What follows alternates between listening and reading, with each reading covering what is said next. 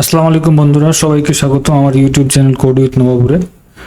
আজকে আমি আরেকটা নতুন টপিক নিয়ে হাজির হয়েছি। আজকে আমরা দেখব কিভাবে সিএসএস আমরা বিভিন্ন উপায়ে লিখতে পারি। সেটা এক্সটার্নাল সিএসএস হতে পারে, ইন্টারনাল হতে পারে, ইনলাইন হতে পারে। তো চলুন কথা না বাড়িয়ে আমরা কাজে চলে যাই।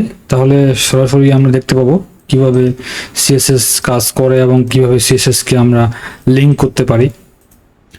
তো আমি এখানে একটা ইন্ডেক্স ফাইল নিয়ে নেব, বরাবরে যেভাবে আমি নেই আগের সব প্রজেক্টে যেভাবে আমি নিচ্ছি index.html। আচ্ছা, তারপর এখানে আমি আরেকটা ফোল্ডার নিয়ে নেব, সেখানে আমি সিএসএস নামে একটা ফোল্ডার নেব। এটাতে আমি এক্সটার্নাল ফাইল অ্যাড করব, এক্সটার্নাল ফাইল রাখবো। এটার নাম দিলাম আমি mice.css। এখানে আরেকটা বিষয় বলে রাখি, যে কোনো ফাইল অ্যাড করতে গেলে সিএসএস এর ক্ষেত্রে ডট সিএসএস আপনাকে এক্সটেনশন রাখতে হবে। এইচটিএমএল এর ক্ষেত্রেও ঠিক সেরকম ডট এইচটিএমএল আপনাকে এক্সটেনশন রাখতে হবে। পিএইচপির ক্ষেত্রে ডট পিএইচপি, জাভাস্ক্রিপ্টের ক্ষেত্রে ডট জেএস, পাইথনের ক্ষেত্রে ডট পিওয়াই। সো যাই হোক, আমরা ওইদিকে আর না যাই। আমি এই প্রজেক্ট ফোল্ডারটি আমি ইয়াতে ওপেন করি, আমি সাবলাইম টেক্সটে ওপেন করি। আচ্ছা, এখানে আমি ওপেন করার ট্রাই করি। এই দেখতে পাচ্ছেন এখানে এইচটিএমএলটা, এখানে সিএসএসটা ওপেন হয়েছে, সাথে এইচটিএমএলটা ওপেন হয়েছে। আচ্ছা, এটা ব্ল্যাঙ্ক ফোল্ডার আর এখানে এইচটিএমএলটা। আচ্ছা, এখানে আমি একটা এইচটিএমএল টেমপ্লেট নিয়ে আসি, আমি অন্যান্য টিউটোরিয়ালে যেভাবে নিয়ে আসছি। তারপর আমি এখানে আজকের যে টপিকের বিষয়টা আমি এখানে অ্যাড করে দিই। 3 ways to insert or add CSS। আমরা তিনটি উপায়ে CSS কে অ্যাড করতে পারি। তো এই জন্য আমি প্রথমে এখানে আমি কি করব, কিছু কন্টেনার নিয়ে নেব, কন্টেনারে কিছু কন্টেন্ট নিয়ে নেব। তো প্রথমে আমি একটা ডিভ নেই, ডিভ নিয়ে ক্লাস নিলাম, ক্লাসের নাম আমি র্যাপার দিলাম। এটা আপনারা যে কোনো দিতে পারবেন, আমি র্যাপার দিয়ে শুরু করলাম। তারপর আমি এখানে একটা টাইটেল নিব, h1,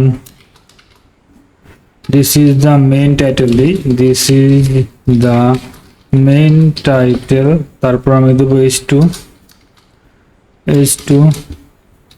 this is the second title, this is the second title. আচ্ছা, তারপর আমি এখানে একটা প্যারাগ্রাফ নেব, পি দিয়ে আমরা সেখানে লরেম টেক্সট নিয়ে নিলেই প্যারাগ্রাফ হয়ে যাবে। আচ্ছা, প্যারাগ্রাফ চলে আসছে। এই যে দেখুন, ছোট্ট আমি একটা সেকশন নিয়েছি, যেখানে একটা ডিভ আছে, দুইটা টাইটেল আছে, একটা প্যারাগ্রাফ আছে। আচ্ছা, এখন আমি এটাকে ওপেন করব আমাদের ফায়ারফক্সে অথবা ক্রোমে। ফায়ারফক্সে ওপেন করি, দেখুন এখানে চলে আসছে, অলরেডি চলে আসছে। তো আমি এখন কি করব, আমি এখন প্রথমে আমার আজকের টপিকের যে লিস্টগুলা, সেইগুলো আগে এখানে আমি অ্যাড করে নিই ই ট্যাগ দিয়ে। তিনটা ওয়ে দেখাবো, সেই তিনটা আমি অ্যাড করে নিই। সেই তিনটা ওয়ে হচ্ছে এক্সটার্নাল সিএসএস, তারপর হচ্ছে আপনার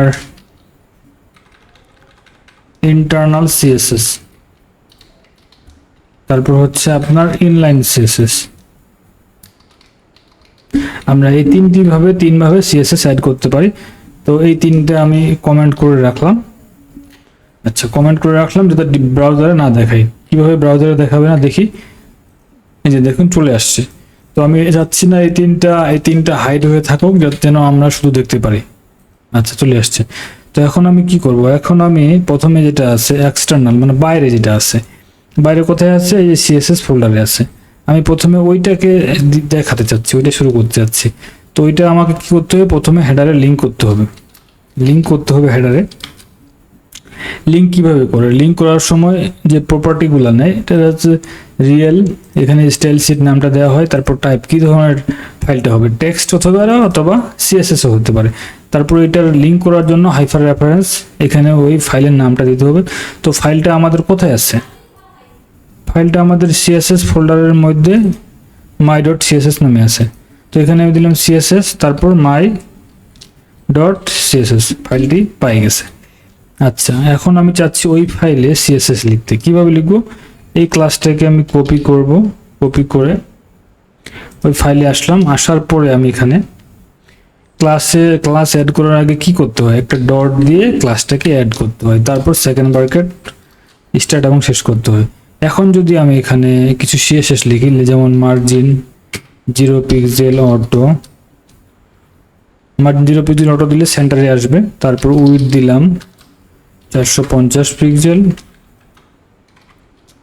তারপর আমি এখানে বর্ডার দিব 5 পিক্সেল, সলিড দিলাম, ডিডি দিলাম।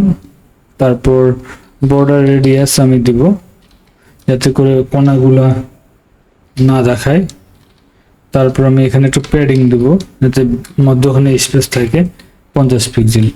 আচ্ছা, তো এটাকে আমি ওয়ার্ড র্যাপ করে দিই, তাহলে এটা এক লাইনে আসবে। আচ্ছা, চলে আসছে। এখন যদি আমি এটাকে রিফ্রেশ দিই, তাহলে এটার সিএসএস অ্যাপ্লাই হওয়ার কথা, দেখুন চলে আসছে। তো বর্ডারের কালারটা আমি চেঞ্জ করে দিই, তাহলে আরো ভালো দেখাবে। বর্ডার গ্রিন দিলাম, দেখুন চলে আসছে। এটা হচ্ছে এক্সটার্নাল সিএসএস। আমি বাইরের ফাইলে সিএসএসটা লিখেছি, কিন্তু সেটা আমাদের ইন্ডেক্সে কাজ করতেছে। এটাকেই বলা হয় এক্সটার্নাল সিএসএস। এখন আমি চাচ্ছি কি, যে এর ভিতরের যে কন্টেন্টগুলো, এগুলোর কালারগুলো আমি চেঞ্জ করতে চাচ্ছি। তাহলে আমি কি করব, তাহলে আমি এটাকে কপি করলাম, র্যাপারকে কপি করে তারপর আমি নিলাম H1, এটা কালার আমি দিলাম রেড। তারপর দেখি রেড হয়ে গেছে। আবার এটাকে আমি কপি করব, কপি করে পেস্ট করলাম, আবার কপি করে পেস্ট করব। এটাকে দেবো H2, এটাকে দেবো P, আর এটাকে আমি দিয়ে দেবো ব্লু, একটা ডিফারেন্স কালার দিলাম প্যারাগ্রাফটাকে। এই যে দেখেন হয়ে গেছে। তো এটা চলে গেল এক্সটার্নাল সিএসএস। আমি টিউটোরিয়ালটা বড় করতে চাচ্ছি না আসলে, এটা এক্সটার্নাল সিএসএস চলে গেল। এখন যদি আমরা ইন্টারনাল সিএসএস রাইট করতে চাই, যে আমি বাইরে এইভাবে লিঙ্ক করব না, এটা আমি হাইড করে দিলাম। এখন দেখেন কাজ করতেছে না, বাইরে এটা লিঙ্ক করবো না, তাহলে আমাকে এখানে লিখতে হবে ইন্টারনাল সিএসএসটা। সেটা কিভাবে, এভাবে দিব, স্টাইল দিব। তারপরে এটা আমরা দিতেও পারি, নাও দিতে পারি। এটা যদি আমরা উঠাই দিই কোনো সমস্যাই নেই। দিয়ে এই যে সিএসএসটা আমরা রাইট করছি, এটাকে যদি আমরা কপি করে আনে এখানে পেস্ট করে দিই, দেখুন সেম কাজ করতেছে। আমি এখানে রেড করে দিই, তাহলে আরো আপনারা বুঝতে পারবেন কোথা থেকে কাজ করতেছে। আমি এখানে রেড করে দিলাম, দেখেন সেম কাজ করতেছে। তো এটাই হলো ইন্টারনাল সিএসএস। স্টাইল দিয়ে এখানে সিএসএস অ্যাপ্লাই করতে হবে। তারপর মনে করেন যে এখানে আপনি যাই অ্যাপ্লাই করবেন, যাই লিখবেন, মনে করেন এখানে যদি আমি এখন দিই মার্জিন টপ দিই 100 পিক্সেল, 150 পিক্সেল দিই মার্জিন টপ, দেখেন উপর থেকে নিচে চলে আসছে। তো এটা হলো ইন্টারনাল সিএসএস। আমি যদি এটাকেও এখন হাইড করে দিই, দিয়ে এখন ইনলাইন সিএসএস নিয়ে কাজ করব, দেখেন আবার আগের মতো হয়ে গেছে। এখন আমি ইনলাইন সিএসএস কোথায় হবে, প্রতিটা এলিমেন্টের এখানে, প্রতিটা এলিমেন্টের এখানে এখানে এখানে ইনলাইন সিএসএস এখানে দিয়ে শুরু করতে হয়। স্টাইল দেব এখানে, দিয়ে এই যে সমান চিহ্ন দিয়ে কোটের মধ্যে এখানে আমি এখন লিখব। এখানে আমি কি করব, জাস্ট এই সিএসএসটাকে কপি করে, এখানে কিন্তু কোনো ক্লাস দিতে হবে না, এই জিনিসটা মনে রাখবেন। ইনলাইন সিএসএস কোনো ক্লাস দিতে হয় না, শুধু সিএসএসটা ডাইরেক্ট স্টাইল দিয়ে সমান দিয়ে আপনি দিয়ে দিবেন। তারপর এখানে রিফ্রেশ দিলাম, দেখেন মধ্যখানে চলে আসছে। ঠিক সেম অবস্থা আমি যদি কালার রেড H1 এ দিই, স্টাইল দিলাম, দিয়ে এখানে দিয়ে দিলাম, দিয়ে আমি এই দেখেন চলে আসছে। ঠিক সেম অবস্থা, স্টাইল এখানে দিলাম, চলে আসছে। H2 তে দিই স্টাইল। এটাই হলো ইনলাইন সিএসএস এর কাজ। তো ইনলাইন সিএসএস আসলে এটা ব্যাকডেটেড হয়ে গেছে। ইনলাইন সিএসএস এ কোড লেখা অনেক ব্যাড হ্যাবিট, এটা ইস্যুর ক্ষেত্রে বা অন্য ক্ষেত্রেও ইফেক্ট করে। ভুল করেও আসলে ইনলাইন সিএসএস অ্যাপ্লাই করবেন না। যদিও এটা ওয়ার্ডপ্রেসের প্লাগইনের ক্ষেত্রে এবং কি ওয়ার্ডপ্রেসের ক্ষেত্রে আমি দেখছি অনেক জায়গায় অ্যাপ্লাই করা হয়। তো এটা আসলে অবস্থা বুঝে ব্যবস্থা করা হয়। এটা অনেক বড় বড় ডেভেলপার আছেন, তারা ভালো বুঝেন। তবে আমি কখনো ইনলাইন সিএসএস ইউজ করি না, বিশেষ করে ফ্রন্ট এন্ড ডেভেলপমেন্টের ক্ষেত্রে তো ইনলাইন সিএসএস করাই যাবে না ইউজ।